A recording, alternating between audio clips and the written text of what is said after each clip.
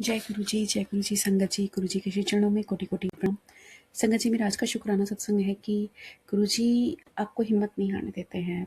Actually मेरे साथ क्या हुआ कि थोड़ा हम लोग आजकल हाथ टाइट चल रहा है, मतलब काफ़ी समय से, लगभग साल हो गया है।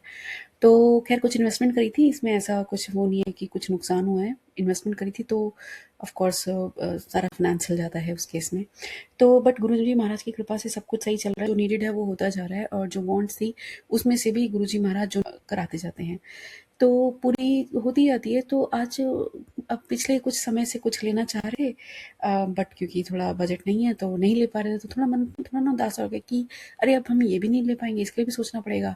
तो जब मन में ऐसा विचार आता तो गुरुजी महाराज ने मतलब ऐसा किया कि आज मुझे एक सत्संग सुनाते ओल्ड संगत अंकल जी का। और उनको भी जब वो गुरुजी महाराज से मिलने आते थे तो गुरुजी महाराज ने एक दिन उनको मतलब ऐसे ही वो दूसरी आंटी से बोल रहे थे कि उन अंकल को गुरु और नौकरी में से कुछ चुनना पड़ेगा, एक चुनना पड़ेगा।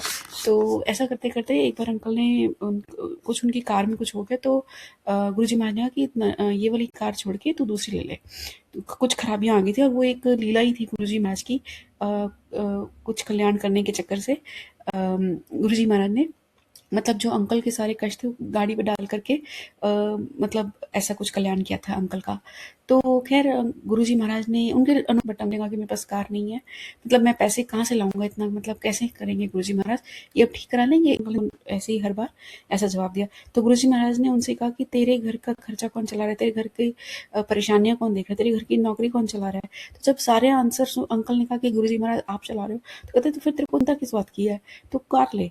तो ऐसा ही हुआ, मतलब जब ये बोला ना कि तेरे को चिंता किस बात की है, तू तू अपना काम कर, तो मुझे ये एहसास हुआ कि गुरुजी महाराज हैं तो मुझे किस बात की चिंता है ना।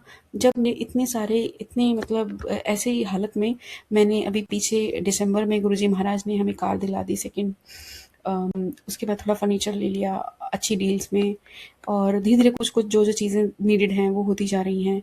और बच्चों की एक कुछ एग्ज़ाम फ़ी थी जो अब देनी थी खुद से, मतलब वो एक्स्ट्रा ऑर्डिनरीली अगर आपको कुछ करना है, एक्सेप्शनली करना है, तो वो कुछ एग्ज़ाम्स उसको टेस्ट क्लियर करने थे, तो उसमें भी गुरुजी महाराज ने, वो भी एक्सपेंसिव टेस्ट थे, तो वो भी कराया।